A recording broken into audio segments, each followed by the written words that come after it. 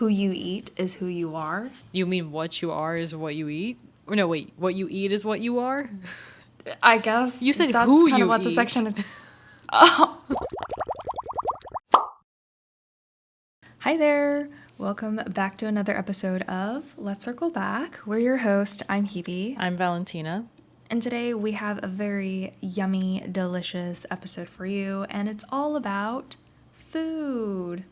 I wonder if we have to define what it is, but probably not, right? No, it'll be clear enough as we jump through topics. Yes. Not so much of an intro today, but before we get started, this is your friendly reminder that this podcast is not affiliated with any brands or companies, and all opinions are our own, and our inclusion of content in this episode is protected by fair use laws. And before we jump in, I'm so sorry about my outfit, guys. I didn't bother doing my hair, okay? Took a dance class, I showered, did my skincare. We're just rolling with it, okay? Oh my, it's so bad. Anyways. That's okay. She looks great. Everyone tell her I'm in gonna do the comments. episode from here. So you can only see my hat. Your cat ears? Yeah. Anyways. Okay, that's okay. Kick it off. Okay, so food, right? Something we all ingest and eat for survival. But is it ever possible in a world that we're over-consuming food? Yes. Big question. Yes. I mean, literally, you can overconsume food if you just eat too much, and then you're like, oh, I'm full, and then you're like, this food is really good, I'm going to keep eating. I do that too often for my own good. But I think there's also... No, go ahead. No, go ahead. Oh, I was going to say, but in the less literal sense, in the content consumption type of way, yeah, we might be reaching a point where our algorithms are very highly saturated with food and food-related content.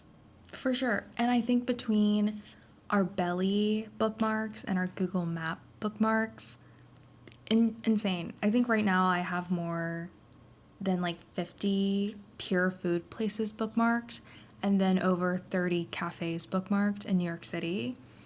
And that's just in New York City. Since I have a China trip coming up in the fall, I have even more restaurants bookmarked already. So between content, what we eat on the daily, and what we plan to eat, I think we're over consuming a bit because it's definitely outside the 3 meals. There's also dessert places, little treats, everything. Yeah, actually, that's kind of crazy. I didn't even think about my maps or my bookmarks, but especially if I'm traveling or going somewhere new, I get kind of, like, I'm already a type A person, but I go kind of crazy with the bookmarking and the maximizing how many places I can go to. I don't know if I've said it before on the podcast, but I do think I'm addicted to Belly also. The idea of, like, bookmarking something and then reviewing it and seeing my number go up. Maybe I'm the worst possible example of someone who is over-consuming food. And that's okay. You're helping out with the local economy, Yes, if you think about it. I support small businesses. Yes.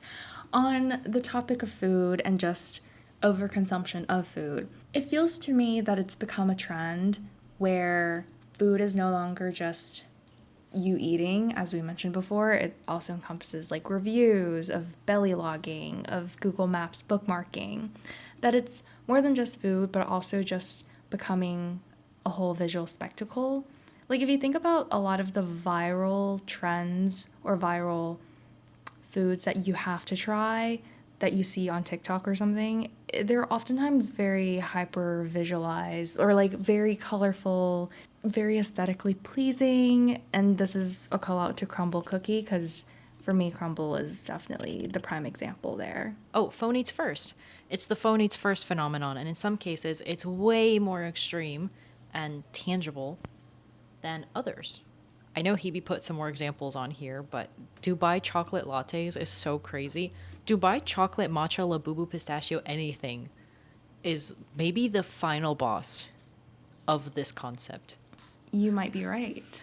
No, back to the concept of phone eats first. I feel like it's been around for a bit. Yeah. Ever since I have a phone, I'm like taking pictures whenever I'm in the restaurant. But it also seems like the reverse is happening, where back then maybe like you go out and eat and then out of habit you'd snap a picture, but it now feels like you're going there to get the picture and you just eat as a side quest. And I say this from personal I experience. was gonna say I've definitely done that too. Ooh. Oh, I'm sorry. Just to say that you've tried this thing that everyone else has tried before. I think Dubai chocolate lattes, ever since Dubai chocolate became a thing here. Is it in the US or is it just in New York City? I can't discern anymore. It's definitely all over the world. Okay. But when I walk down the streets, I always see like signs of like cafes be like Dubai chocolate, seasonal, etc. And I'm like, oh, okay. I haven't been tempted into trying though, thank goodness. What season is Dubai chocolate? The year, I guess. All year. The season that happens from January to January. No, yeah. Can you expand on what lava cakes means for you in this scenario? Okay, I have never tried a lava cake before, but back when I watched mukbangs, but not so much in the prime mukbang days, like more than the car reviewer type, I feel like I always hear lava cakes like being talked about or eaten. We're gonna change this. Wait, why? We're gonna get you a lava cake. But specifically it has to come with ice no. cream, okay? Okay, well, in my head, it's like the type of cake that has like molten chocolate that kind of just flows out in the middle. Is that what it is? Yes. Like a chocolate Okay. cake that's you wait, I don't know how big of a cake you're thinking of, but I'm thinking of like a very small one. Like a mug cake I think almost. so. Yeah, they're like this big. Yeah. We have to get you one. With ice cream But I specifically. feel. Wait, am I wrong in terms of like people were definitely yearning for it at one point? Yes, I'm sure. Yeah. But these are just some examples where something, a simple concept of food, can become something mega viral and have everyone, I don't know, going after it. Like Crumbl Cookie came out with their dirty soda with like an insane amount of sugar, and people are just eating it because it's Crumbl Cookie, it looks cute, people are talking about it without even looking at the content that they're ingesting. That feels like actually a pretty good transition into foods that have gone suddenly or very majorly viral in the past, I'm going to say 6 years, but with a focus on more recently.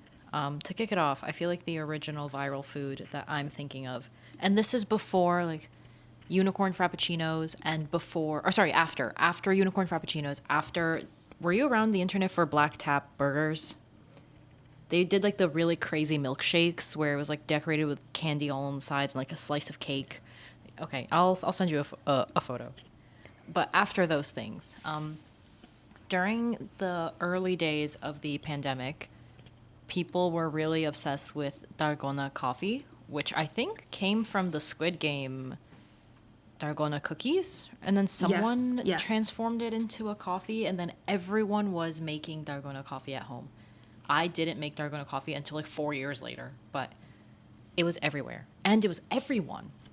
But it was a little different because it wasn't something you could just go out and buy. Yeah. You can just make it on your own, and I definitely try to do it. I was like whisking with a fork at home in the middle of the pandemic, and my grandma's like, "What's wrong with you?" I'm bringing it a little bit more to the more recent times. Dot cakes is what I'm hearing about. I don't know who's the originator. Google's telling me that it's this one bakery in Long Island. That sounds right to me. Okay, they did like a collaboration with Butterfield Market in Manhattan, and that's what brought the craze over to the city. And so far, I've been seeing everyone either going to try it or recreate it on their own. And I think it has a little bit more of a nostalgia element because I definitely remember dot cakes from my childhood. But it's just so interesting to see it like explode because I don't think there's anything too special about it. Based on It's what just- I know, which is very little, I don't think there's anything special. Yeah, it's just cake in a cup with like frosting and like those dot sparkles on it. So very, very interesting for sure. Tanghulu, huge. If you go to Chinatown, K-Town, it's everywhere. And I think expanded beyond just the original Chinese Tanghulu, where you have like hulu, and it now has like the fruit version where you coat fruits with, is it brown sugar? I think it's brown sugar. I think so. Yeah. And then lastly, in my radar at least, froyo is a big thing this summer. Not ice cream, but froyo. Specifically Micah's here in Manhattan. I had plans on going until someone told me that the line is like an hour. I don't know if they're trying to psych me out so they have less competitor, but New York City, you'll find other frozen Greek yogurt places that are just as good. But being from New York and having stunned in many, many lines, it's sort of crazy. Like, I don't even have the words for it. It's crazy how big line culture, or how many people are willing to stand in line for how much time to wait for something that they saw on social media. When I was in high school, I don't think it was that big of a thing. But I don't know, ever since I came back from college, it's just the norm that, hey, if something's viral, you'll probably have to wait in line for it for hours. Pop-ups especially. Pop-ups are the worst. If you're not there early, give up, because the wait time gets so long. But for food things too, it's like you either time when you get there to make sure that there's going to be food in stock, or you plan your whole day around trying to find a non-peak hour. no, line culture is so valid, and yeah, we definitely didn't put it on the outline. Remember that one year where we stood in line for like 1.5 hours for a pop-up, and it was on a mission. It wasn't because we really wanted to try it, but because it was more for like work. But we also passed by a matcha pop-up. Yeah. Your mom Ashley, I think? Yeah, it was Nami Matcha, yeah. Yeah, and there were people standing in line, like wrapping all around the block for one free matcha. And maybe the opportunity to meet her, but I'm not sure about that part. And also, I don't know if you remember this, but after we walked out of the pop-up, we both said the line experience was better than the pop-up itself. And this is not what this podcast episode is about, so maybe we cut it off here. But I will say, if there's anyone listening who's thinking about doing a pop-up or works with brands that do pop-ups, etc., the line experience can really make or break it. Because if the line experience had been worse for us, it would have been such a flop. Yeah, and lastly, if you think about it, if the product you're waiting for is like $7, that means you're earning minimum wage, $7 an hour. Yeah. This is a hard pivot. I go back to mukbang, like as the OG overconsumption of food. The insane amount of food on a table and someone just sitting down, propping up a camera and their mic, and eating their heart away. I never had much of a phase, but especially because sometimes when they lean a lot into ASMR and it's a lot about the food sounds, I can't deal with it. But I did used to really like when YouTubers would do like, I know it's technically a mukbang, but it was more casual and it wasn't this huge extravagant spread. It was just a meal. And the purpose of it was like they talk and you like eat with them. I really did enjoy Stephanie those. Exactly. She was always great at that. Would you say that what I eat in the day videos are like an offshoot of this?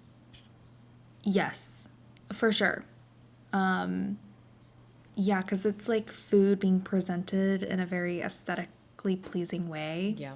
Like, to your point, there's different types of mukbang content. You have more like talk with me while I eat, but there are also just pure eating content out there. And for me, I used to watch a lot of Bookie. She is a pretty like famous Korean mukbang content creator, and if you just go on her page, just her thumbnail alone shows just the excessive amount of food that she can ingest. And it's always kind of satisfying to see her just eat everything, but at the same time, I'm like, you upload every other day. Like, how are you doing this? Are you okay? Blink twice.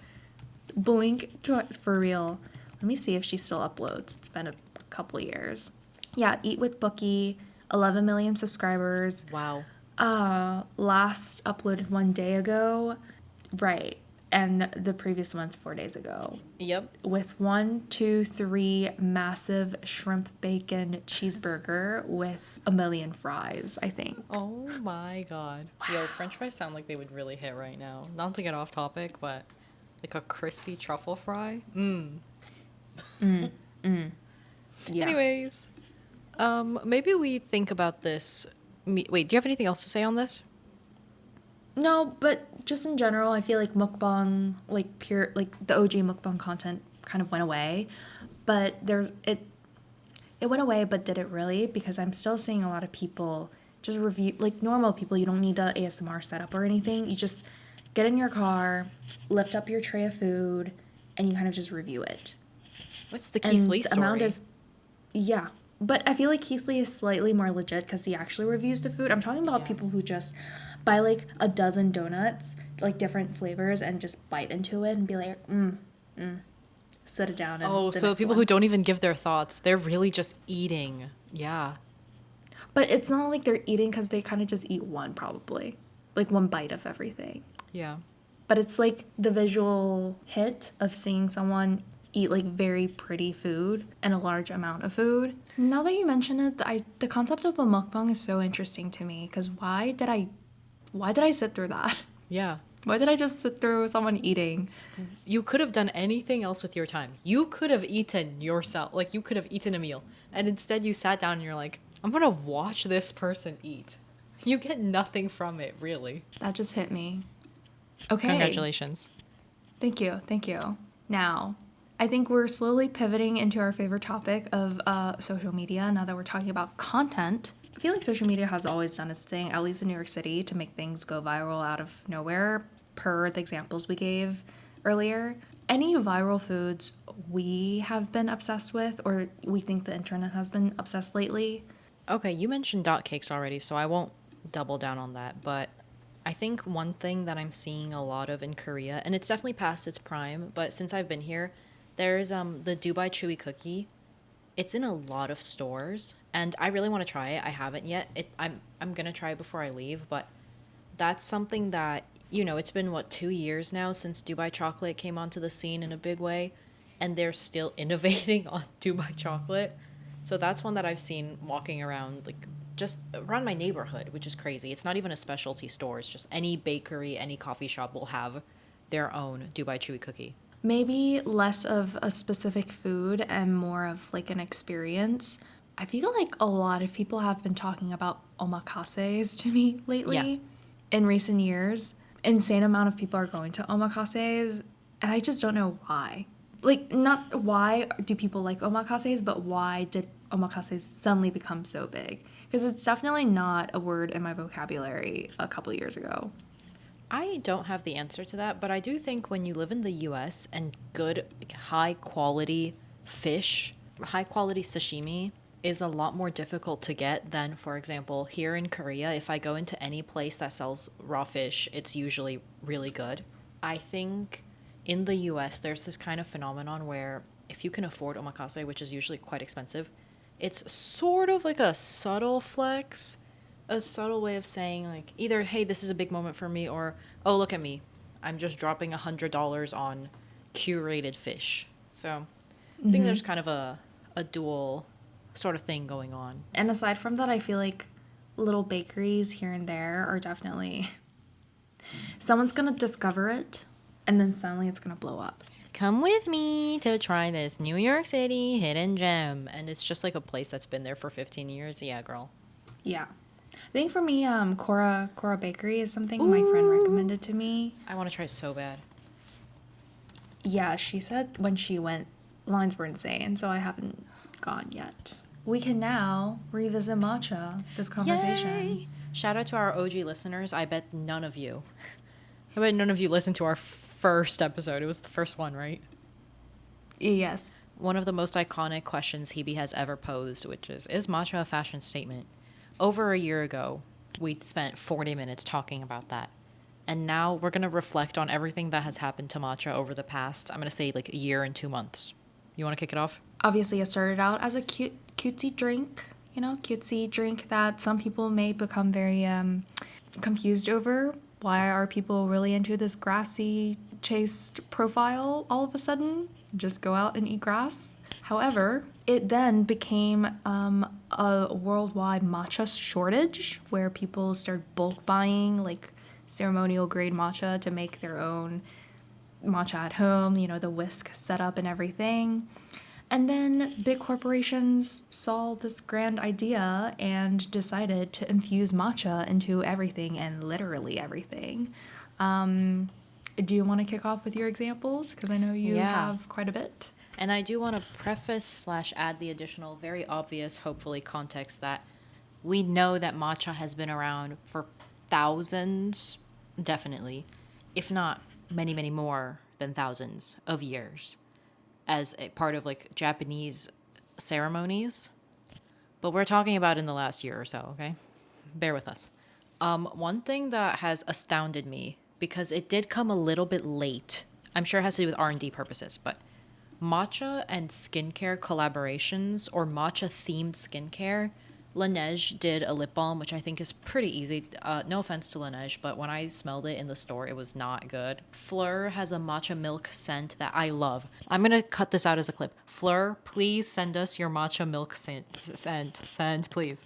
Anyways, I think Tier just dropped an entire matcha themed line.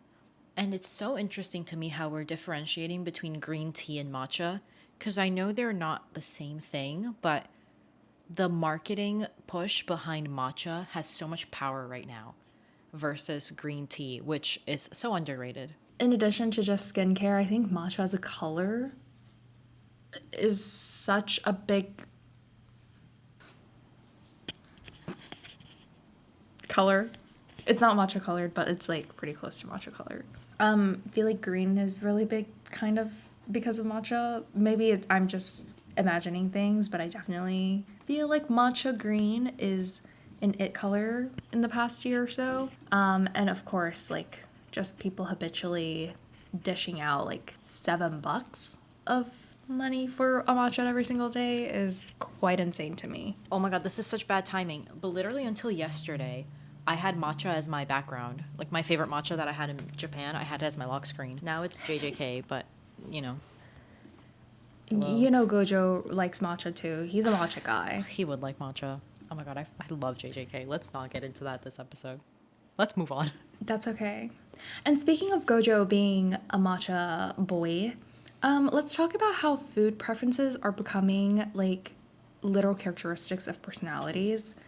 Being a matcha girl, for some reason, conveys some sort of meaning. Yeah. Like, if you think of a matcha girl, you kind of can visualize who they are as a person. The Diet Coke girlies, also great branding on that end.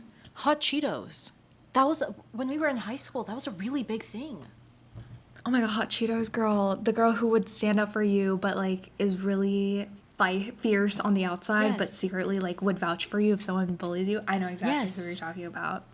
Oh my god, I can't believe I just unlocked in my head. And then for me, there's also like, this is very niche, but I visit the farmer's market every weekend to get my groceries type person. Good for you for supporting local businesses. But for some reason, to me, it's like, I don't know, something that could be just an act of supporting like smaller farmers. For some reason, the internet has spun it to become like some sort of personality trait. Hebe, I hate to drop this, but I do think Trader Joe's girls are a thing.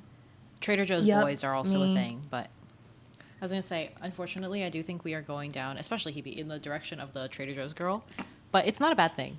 I love the Trader Joe's cult. I feel like because there's such a big culture around who you eat is who you are. You mean what you are is what you eat? Or no, wait, what you eat is what you are? I guess. You said that's who kind you of what eat. The section is. Oh, not capitalism. Cancel her. Call the police. Oh, call the police. There's a dead body behind her in the store. See, no one said that. No one said anything about it. Okay. Please check in on me in 2 weeks' time. I'm kidding. We're not even close to each other, so I'm safe. Anyways. Oh my god. What is the energy today? Today is a little chaotic. I'm not gonna lie. But let's talk about brand collabs. Yes. Because I feel like non-food brands tend to lean into food or food brands to kind of cultivate this sort of personality for whatever they're marketing. To me, Erewhon, coming for her every single time, is a really big example of this, and I specifically think of Hailey Bieber or Rhode, their collab with Erewhon. To me, that's like the epitome of like California for no reason. Like when I think of California, Erewhon, Rhode, Hailey Bieber. I think they just came out with like a glazed milk smoothie for like 20 some bucks to sort of mimic the experience of her glazed milk product. Very much leaning into that sensory marketing space where you kind of visualize how your product tastes like. Yeah. I think that's a big example for me. Something else that Hebe wrote down, but I'm going to mention, is Beauty of Joseon collabing with Leon's Bagels in New York, which, yeah, we went. We loved it. But upon further reflection, what was the point? Other than I was really thinking about that. Other than a really cute, like, New York City local experience, what was the point? Because they collabed on a drink, and I think they also collabed on a bagel, so it was limited time offerings. But the product they were promoting was sunscreen. Has nothing to do with coffee or bagels. Hey, but it was good. It was great. I love you, Leon's. Banana pudding from Magnolia Bakery is humongous. I love it. I've stood in line just to get it before. And Glossier kind of just came out with a banana flavored like gloss, and they're like, okay, Magnolia, let's do this. And to me, some of them work. I think Rhode and Erewhon, both brands I haven't bought before, but I think it makes sense for some reason. To me, they're like extremely compatible. But for some of the other ones, I'm like, okay, nice, I'll stand in line, I'll be there, but like I don't get it. I feel like the concept of doing a non-food related brand pop-up at some sort of food store or with a cafe or with a bakery, etc., is relatively new. And again, I could be biased, but I swear it was never this big until now. So many brands will release something new and then pop up at a cafe to do a limited time drink, or pop up at a matcha shop and do a limited time matcha, or some kind of limited bagel or something like that. And it really makes me wonder what is the reason that those are so big and obviously so successful. Because it goes beyond just bringing your food product to a pop-up experience. It's bringing your beauty product or your whatever else type of product into the space of food. Now, social media virality, yeah, we talked about that. Definitely a factor, because people want to watch people eat, and people want to live the experience of going somewhere to take a picture of their product or take a video and make other people feel a little bit jealous or be like, look what I got. But what does it bring to the table in terms of, I don't know, is it like associating a positive experience with that product? Maybe it's sensory marketing where while you crave for the food, you then crave for the product. Like making people crave your product the way they crave for food. I think just the visuals of like whipped cream around something, of like fresh fruits, or something else I was thinking about, little treat culture in a very dire economy. Yeah, what better way to get people to engage with your brand than by tapping into something they're already doing? Yeah, of course. But what you said is a really, really good pivot into our next topic, which is food and opulence. But what Hebe just said, the whipped cream stuff, the berries, fruits around a product, so true. I, again, could be biased, but oh my God, everybody uses ingredients in food to market their stuff now. And again, maybe they've been doing that for years and we just never paid attention, but a shout out to, and I'm so sorry that I don't know I don't have the video or the creator's name, but that woman who maybe 2 years plus ago predicted that food was going to become every brand's go-to decoration starting 2024 onwards, because it's a display of affluence. Like, food is not super affordable, especially healthy food like fruits. And so therefore it's a perfect marketing strategy. Oh, someone please do check in on her. Oh my God, what was that? Did you hear someone knocking on the door? Ish, but I thought it was mine. Okay, Is your door like, do you have like can people see you? No, just in case, I'll talk a little bit more quietly, but That was scary. I hope it was your door. That was thanks. No, just pivot back a little bit about like brands using food in their marketing. I'm just thinking about like L'Oreal, Shiseido, or like Kiritasi, like those traditional like luxury, and I don't know if it's luxury, but like if for me traditional skincare brands, I don't think I've ever seen these type of visuals incorporated into their products before. It's more like Rhode, glazed milk, Laneige. Is it like tropicals that I'm thinking about? Topicals, sorry. Not tropicals. A lot of like bubbly, like vibrant colors, oftentimes encroaching in like fruit territory. That's like really interesting to me. But continue with your... No, that's it. Okay. Oh my God, we got distracted by a potential home invasion case. And now we lost all track of where we are. No, we're doing amazing. Going back to Erewhon, because we're just going to mention them like 25 more times in today's episode. But to me, that's like a really prime example of food and opulence. Because in what world does one singular smoothie lead to $20? And I feel like $20 is more like conservative. I think they oftentimes shoot up to like 32 if you really want it to be premium. But to me, it's beyond the ingredients, because what they just use fruits, protein, some sort of powder, etc. But to me, it's also the celebrity collabs. Like Sabrina collabed with them, Rhode collabed with them. I have never had it because I don't live on the West Coast, but I'm sure there's another lineup. Clean ingredients, I think, is a very big part of their marketing. And then just the photo worthiness of the whole Erewhon experience. To me, it doesn't scream, this is yummy, more like, oh my God, I'm living a very lavish lifestyle where I can afford an Erewhon smoothie. Yes, all of the ingredients that they use are typically, known to have some kind of positive benefits for your health. Positive benefits is a little bit redundant. Anyways. But the quantity, the smoothie itself is probably so big that it's like a treat. Maybe it's just a treat that has more benefits. Yeah, I'm going around in a circle. Anyways, a couple weeks ago, I went to the Korean Erewhon copycat. It's called 12. I'll try to put a clip somewhere, but I literally only went for the spectacle because I don't even like smoothies like that. I got a smoothie, liked it, didn't drink the whole thing. Yes, it was very expensive. I don't remember the exact price, but I'll figure it out. And then they had like the market part too. So I walked through that, got some fruit, very expensive, but very good quality. So I get it. It's about the quality and the integrity of the ingredients, I suppose. But still, I don't think anyone should be overcharging that much for food. If anyone is like, oh my gosh, the Korean Erewhon dupe, I really want to go.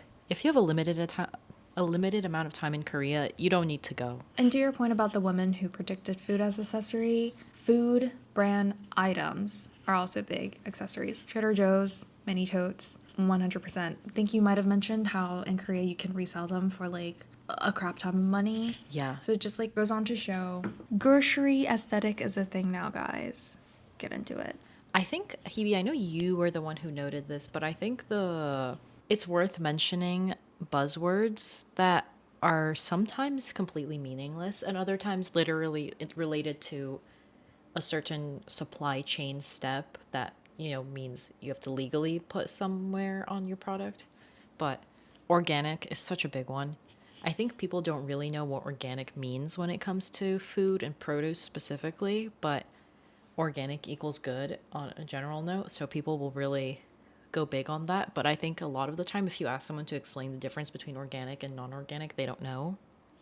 Or things like GMO versus non-GMO. A lot of people can probably not explain the difference between the two, but they'll always be like, oh, no, non-GMO. That's what I want. Or like grass-fed cow-produced milk versus non-grass-fed cow-produced milk. It's like, it almost feels like these are first world problems. Like, as we said before, nutritious food is absolutely a luxury. Like, not everyone is in a place to be like, should I get organic strawberries or like these other strawberries that also look just as fine, but like $1 cheaper? So for me, it almost shows like food, fresh produce, fresh vegetables oftentimes are used as like props or like visual cues to signify like some sort of luxury or high-end lifestyle where you can afford to have all of them in the most fresh state that they can be in. Yeah, absolutely. Yeah. Oh my God, you know, like the K-pop idols who are the face of fast food products, and I'm like, do you actually eat what you are posing for? Yes. Ooh. And I get why they do it. K-pop idols are the brand ambassadors of Korea. Like, they will get you so many sales. But it is crazy to see someone with perfect skin who is super skinny dig into a bucket of fried chicken, and you're like, we don't look the same. That's not possible, Man, friend. the effects are different. Yeah, No warning came with that. exactly. On the topic of how food can be a hallmark of success, of luxury, of being high end, it's hard not to avoid the conversation around ethnic food and how it's treated like across different culture. Because I always thought there's a very biased portrayal between like European cuisine and then like the rest of the world. Because if you think about it, a lot of people have higher tolerance to the price of European cuisines. Like Italian food, French food always signify like $3 signs, upper class, status, you need to have formal wear. Whereas if you think about African food and Indian food in particular, I think always get the short end of the stick. Like to me, people think it's like oh, let's go out tonight and just grab like a $5 finger bite. And maybe it leads to like complaining if they do come across a more high-end restaurant of that same cuisine, but it's like you get what I'm trying to articulate. Yeah, absolutely. Sorry. I've never actually thought of that, but okay, maybe this is taking it too far, but what do you think about how ratatouille is a rat cooking French food? Do you think if it was not French, Italian, like that type of cuisine, ratatouille would still be acceptable and cute? That's a great question. Probably no, actually. Because isn't that crazy? Because I was thinking, nobody cares, but it's disgusting, right? It's a rat cooking your food. Oh, he's so cute. Whatever, it's disgusting. What if it was any other cuisine? Such an interesting question. They would get hated on so bad. It's like, oh, this Like, it would have disgusting, such- dirty, it would be so xenophobic. Mm-hmm. But anyways, on the yeah. note of what Hebe's talking about, I don't know if you know about this, but, and I don't have all the details, which really bothers me, but there's something about how Michelin restaurants, or the restaurants that receive Michelin stars, are mostly French. And like the contrast between, or the ratio of French to non-French, or I guess maybe Western European to non-Western European restaurants with Michelin stars is quite drastic. I wish I had bothered to look it up before we started talking, but when I first found out about that, I got a little pissed because I was like, it doesn't make sense. I feel like there should be a different type of standard that you hold the restaurants to that's more universal versus sort of comparative to whatever preference they currently have, allegedly. Yeah. It's very Eurocentric for sure. Yes. Yeah, do you think they do like food trucks? I've had some banger food from food trucks, and I don't see them in Michelin stars. I was going to say, I don't know if food trucks get Michelin stars, but maybe Michelin Guide. But that's it. I think that's all I wanted to get off my chest. Just, I dropped my phone, sorry. oh, okay. Oh my God, that's scary. Yeah, just like bias towards what European dining looks like versus like African, Asian, I think Southeast Asian cuisine, and then like even like Latin cuisines. Yeah. Can you generalize Latin American food into Latin cuisines? Yeah. Or is You could say like Latin, rude South to do that? American, and just consider it like a geographical region. Mm-hmm. But absolutely. Anyways, yeah. And with that, thank you so much for tuning into this yummy, delicious, scrumptious episode of Let's Circle Back. We talked about a lot of stuff today, and we did cue it up with the simple, deceptively simple idea that today's theme was food, but we talked about overconsumption in a few different ways. Social media and food, because what is life now if not content? Food collabs, food and opulence, food and ethnicity, and those challenges Yeah, we're a little bit all over the place as we deal with time zone differences, but there should only be one more episode where this is relevant. So thanks for sticking with us.